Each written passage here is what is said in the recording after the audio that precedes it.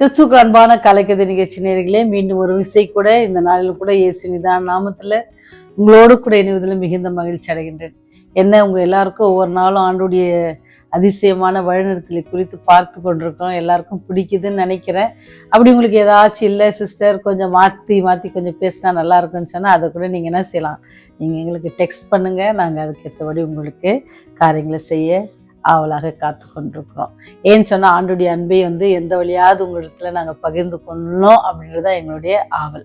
இந்த நாளில் கூட நமக்கு வருகிற வாக்கு தத்துவம் எங்கேருந்து அப்படின்னு சொன்னால் அதே யாத்திரையாக புஸ்தகத்தில் 3ஆம் அதிகாரம் 21 இல்லை 22வது வசனத்தில், பகலில மேகஸ்தம்பமும் இரவில் அக்கினி ஸ்தம்பமும் ஜனங்களிடத்திலிருந்து விலகி போகவில்லை அப்படின்னு சொல்லி பார்க்குறோம்.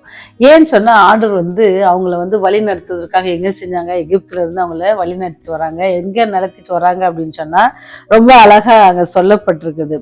கர்த்தர் எங்களை பலத்த கையினால் எகிப்திலிருந்து புறப்பட பண்ணதற்கு இது உன் கையில் உனக்கு அடையாளமாகவும் உன் கண்களின் நடுவே ஞாபகக்குறியாகவும் இருக்க கடவுது என்று சொல்வாயாக என்றான். ஏன்னு சொன்னா நீங்க உங்க பிள்ளைங்க கேட்டா இதெல்லாம் சொல்லணும் அப்படின்னு சொல்லி தராங்க. பார்வன் ஜனங்களை போக விட்டாலும் அவன் என்ன செய்வான், விட்ட பின் எப்படி பின்னாடியே ரதத்தோட வந்தானோ அதை பார்த்து ஜனங்கள்லாம் என்ன செஞ்சாங்க, கொஞ்சம் பயந்தாங்க. அதனால என்ன செஞ்சாருன்னு சொன்னா ஆண்டவர் மீண்டும் என்ன செய்யக்கூடாது, ஜனங்கள் யுத்தத்தை கண்டு பயந்துடக்கூடாது அப்படின்னு சொல்லி என்ன செய்யறாரு அப்படின்னு சொன்னா, பெலிஸ்தியரின் தேசத்தின் வழியாக அவங்க என்ன செய்யலாம், ஈஸியா கானானுக்கு போயிடலாம்.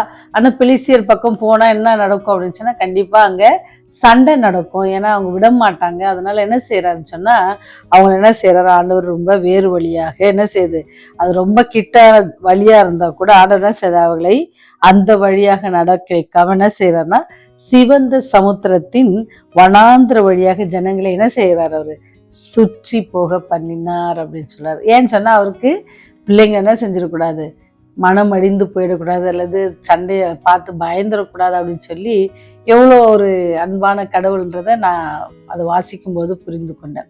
அவர் நம்ம மேலே எவ்வளோ ஒரு அக்கறை இருக்கிறாரு, எவ்வளோ ஒரு பிரியமா இருக்கிறார் அப்படின்றத நம்ம அதில் பார்க்க முடியும். அன்னைக்கு இஸ்ரேல் மக்கள்கிட்ட எப்படி இருந்தாரோ அதே தேவன் இன்னைக்குன்னா இருக்காரு. உங்க மேலே என் மேலே ரொம்ப பிரியமா இருக்கிறாரு. நமக்கு என்ன காரியம் தேவை, இல்லை என்ன நடக்கணும் அப்படின்னு சொல்லி அவர் என்ன செய்யறாரு, முடிவு எடுக்கிறாரு. ஏன்னு சொன்னா அது நமக்கு எது நல்லதுன்னு அவருக்கு தெரியும். அப்படி இருக்கும் பொழுது இவங்க சிவந்த சமுத்திர வழியாக போறாங்க. உங்களுக்கு தெரியல, அப்படி போகும் பொழுது ஆனால் வனாந்திர வழியாக ஜனங்களை சுற்றி போக பண்ணினார். அவங்க இஸ்ரவேல் புத்திரிலிருந்து அவர்கள் புறப்பட்டு போகும் பொழுது அந்த வனாந்திர பாதையில என்ன செய்வாங்க, போகட்டும், ஏன்னா சண்டையை காட்டிலும் அவங்க நிம்மதியா நடந்து போகட்டும் அப்படின்னு சொல்லி. ஒரு சின்ன அனுபவம் என்னன்னு சொன்னா, நாங்களும் இந்த துபாய்க்கு போயிருந்தோம், அதோட ஃபேமிலியா போயிட்டு இருந்தப்ப அங்க என்ன செஞ்சாங்க, இந்த மாதிரிதான் ஒரு வனாந்திரத்துக்கு அந்த பாலைவனத்துக்கு கூட்டு போனாங்க. அது ஒரு சஃபாரி ரைடு அப்படின்னு சொல்லி ஒரு கார்ல தான் கூட்டு போனாங்க. என்ன சொன்னா அது கண்டிப்பா நடந்து போகிறது ரொம்ப கஷ்டம். கொஞ்ச தூரம் அங்க போயிட்டு அங்க இறக்கி விட்டுட்டு கொஞ்ச நேரம் நின்று பார்க்குற ஒரு 1 ஹவருக்கு அங்க ஒரு பார்க்கும் பொழுது பார்த்தீங்கன்னு சொன்னா மண் அப்படியே சுழற்சி அடிக்குது.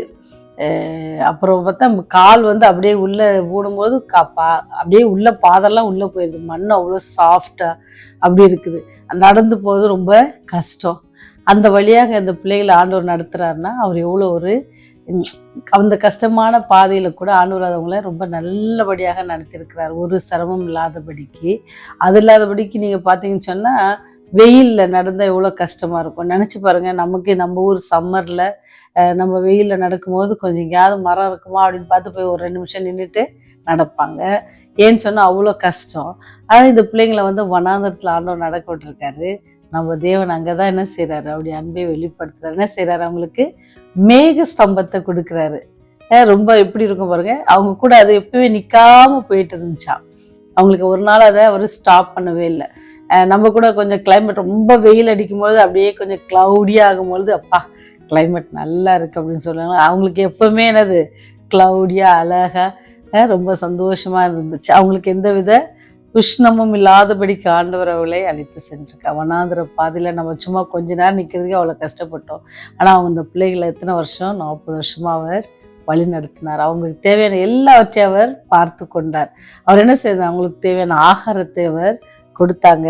அவர் சொல்றாரு, அது பகல்ல என்ன செய்யறாரு, மேகஸ்தம்பம், நைட்ல என்ன செஞ்சாங்களாம், இருட்டில் அவங்க கஷ்டம், அக்கினி ஸ்தம்பம் அவங்களுக்கு முன்பாக, ஆண்டவரே அவங்க முன்பதாக சென்றார். அதாங்க, அவரே அவங்களுக்கு முன்பதாக வழி நடத்தி சென்றார். அவர் மேகங்களாகவும் அக்கினி ஸ்தம்பமாகவும் அவர்களுக்கு பின் சென்றார். அவள் இரவும் பகலும் வழி நடக்கும்படிக்கு கர்த்தர் பகலில் அவர்களை வழிநடத்த மேக ஸ்தம்பத்திலும், இரவில் அவர்களுக்கு வெளிச்சம் காட்ட அக்கினி ஸ்தம்பத்திலும் அவளுக்கு முன் சென்றார். வசனம் எவ்வளோ அழகா சொல்லுது பார்த்தீங்களா?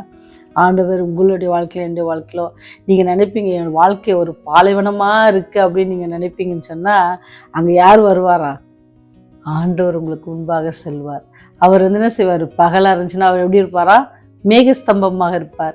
இரவாக இருந்துச்சுன்னா, இரவில் உங்களுக்கு கஷ்டம் அப்படி இருந்துச்சுன்னா அவர் என்ன இருப்பார்? அக்கினி ஸ்தம்பமாக இருந்து அவங்களை வழிநடத்துவார் அப்படின்னு சொல்லி பெரிய வாக்குத்தத்தம் உங்களுக்கு எனக்கும் இன்னைக்கு ஆண்டவர் தராரு.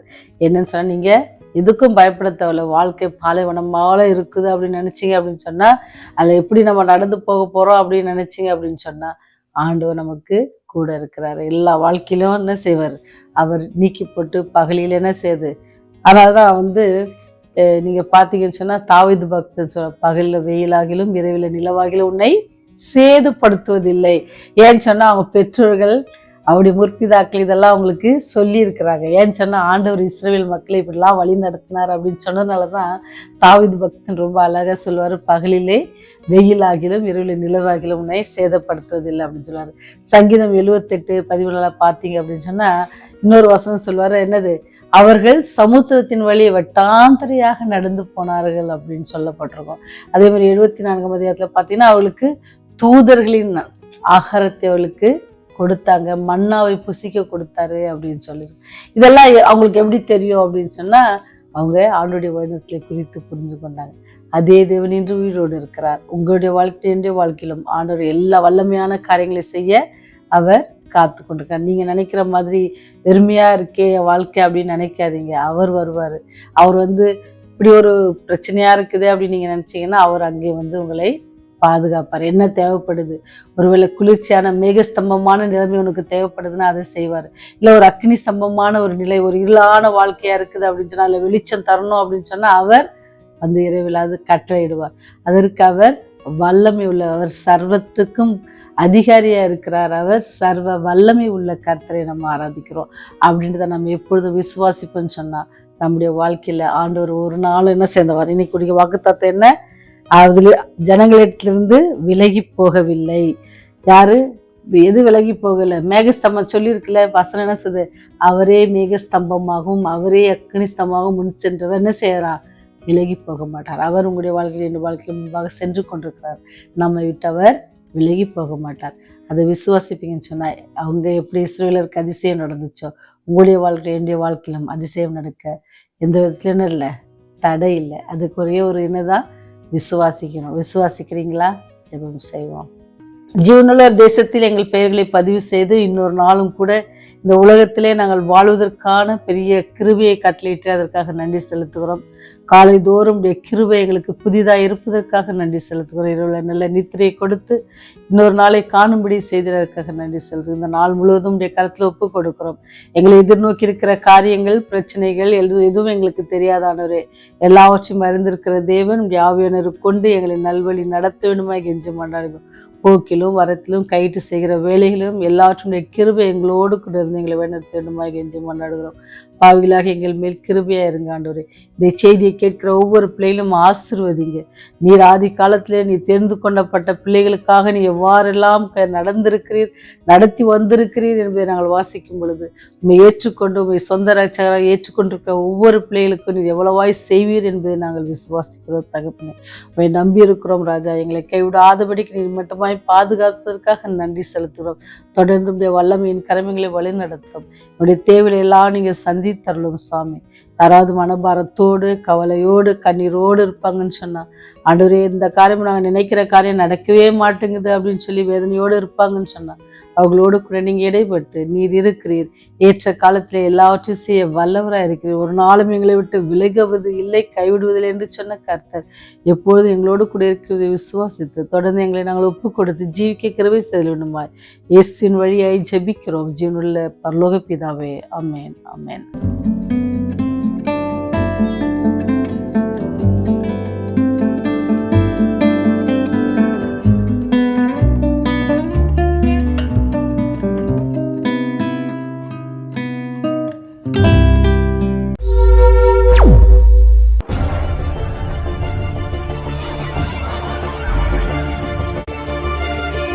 நீங்கள் பார்த்துக் கொண்டிருப்பது உங்கள் ரிவைவல் டிவி.